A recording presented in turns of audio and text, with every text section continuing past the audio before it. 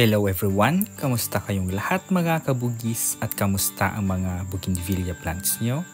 It's Michael here and welcome back to my channel. For today's episode ay maglilipat ako ng soon-to-be rootstock ko na ako mismo ang nagtanim.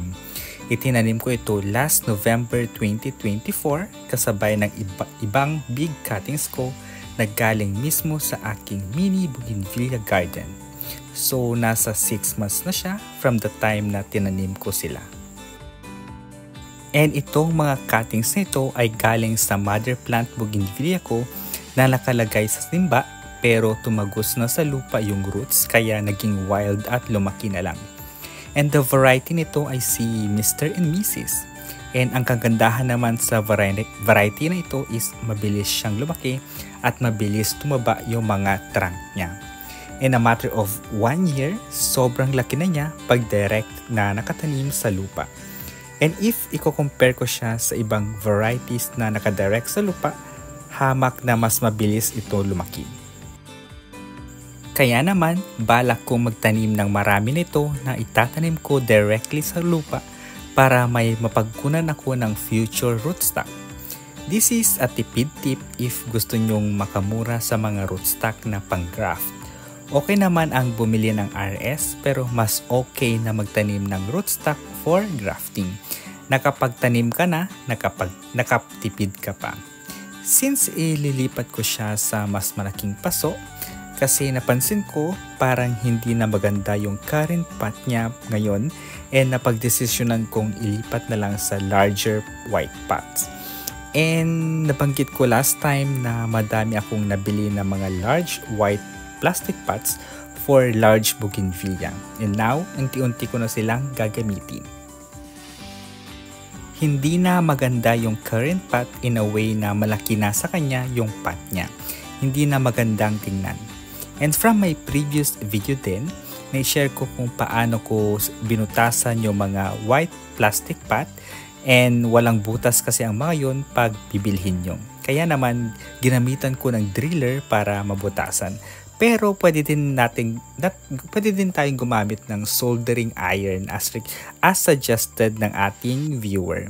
Anyway, na-share ko lang and baka hindi nyo pa napapanood kaya punta na kayo sa channel ko at panoorin nyo ang mga latest videos ko.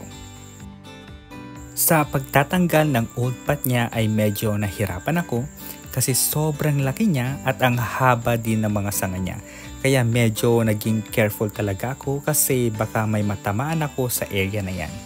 Andyan kasi yung mga grafted bugis ko na under recovery, though pwede naman ako lumipat ng pwesto, diba?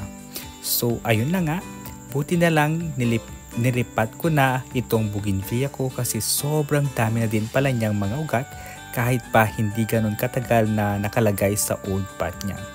And I have a video kung bakit mainam na iripat natin ang bougainvillea natin once in a while. Meaning kahit every 2 years para mag-continue yung health and growth ng bougainvillea natin.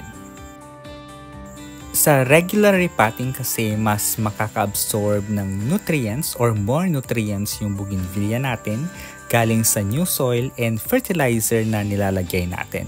And speaking of soil, yung potting mix na gamit ko dito is a combination ng garden soil, coco peat, rice hull, and carbonized rice hull. And if wala namang coco peat, okay lang din naman as long as present yung garden soil and rice hull. Maganda din guys ang river sand kasi fast draining ito, which is good para iwas root rotting. May video na din ako nito about potting mix pero gagawa ulit ako ng another one para mas updated. Syempre, kailangan natin ng update sa mga bagay-bagay. And alam nyo ba, ang sweldo ko kasi yung rice hull dito sa amin ay hinihingi lang and hindi na kailangang bilhin. Yung ibang location kasi for sale ito at binibili pa talaga. Kaya naman laking tulong din na nakakatipid ako sa rice hull and yung garden soil, coco peat and carbonized rice hull na lang ang binibili ko. At bago naman tayo magpatuloy and habang nagpi-flex ako ng aking repotting ng large size na bougainvillea at baka sakaling napadpad ka sa channel ko, And if you happen to be new to my channel at hindi pa nakaka-subscribe, paki-click na ang subscribe button para maging updated ka sa latest at sa susunod na videos ko gaya ngayon about repotting. And if nakasubscribe ka na, I would like to take this opportunity na magpasalamat sa aking mga viewers na matiyagang nanonood sa current and past videos ko. Kasama na dyan yung mga shorts videos ko. Maraming salamat po. At lalong-lalo na sa mga subscribers ko na patuloy na sumusuporta sa aking channel. Thank you so much. In terms naman sa fertilizer, ang ginamit ko dito sa kulay puti na butil ay si Urea 46, which is rich or high in nitrogen content na nakakatulong sa pagpapayabong at pagpaparami ng mga dahon. Maganda itong fertilizer na ito right after trimming and pruning. Ito yung ginagawa ko para mas mabilis maging lush yung mga bougainvillea ko. And aside naman sa Urea 46, syempre may maintenance fertilizer ang aking bougainvillea, and ito yung Yara Mila Winner. Twice a month akong naglalagay ng fertilizer or yung Yara Mila Winner. Minsan guys, okay lang naman yung kulang ang fertilizer natin kaysa sa sobra-sobra kasi dangerous din ang fertilizer pag nasobrahan. At nakakamatay ito ng bougainvillea or any other plants. Nangyari na yan sa akin before and naging lesson learned talaga siya. After naman nating i-repot itong malaking sanga, ang gagawin naman natin is i-trim natin din siya kasi ang OA na yung mga sanga niya at hindi na nakakaganda at nangangain na ng space. Trimming, one of the best ways para mas lalong maging maganda ang mga halaman natin or yung mga bougainvillea natin. At huwag tayo maghinayang sa mga sanga at magagandang talbos kasi ang kapalit naman yan ay bulaklak or yung mga magagandang bulaklak at mas madaming magandang talbos. Also, one of the nature ni bougainvillea ay gustong-gusto niya nang tinitrim siya palagi, kaya schedule nyo ang regular trimming nyo. Ako kasi, twice a year ako nagtitrim ng mga bougainvillea ko before mag-tag-ulan and before mag-blooming season. Iwasan nyo mag-trim during tag-ulan kasi nakakabulok ito minsan. So, yung next schedule ko ng trimming will be happen next month, June yon. Though nag-start na mag-ulan dito sa amin, which is sobrang okay lang and hindi naman siya everyday. And tapos guys, yung mga sanga na naputol ko pala dito ay itinanim ko siya kasi balak kong magparami ng ganito kasi ilalagay ko siya sa harap ng bahay namin. Parang arc ba kung lumaki.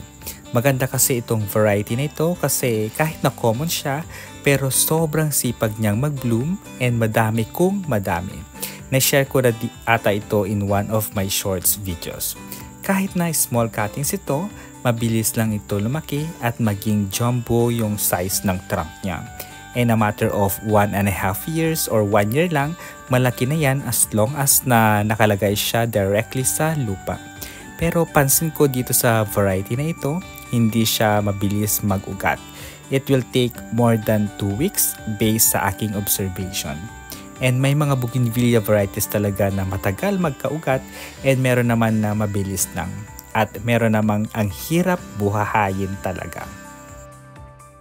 So yung mga bougainvillea varieties na mahirap buhayin through cuttings, ang ginagawa nila ay ginagraft nila ito. Kahit pa na-ICU mo yung mahirap buhayin, may tendency na hindi talaga siya mabubuhay.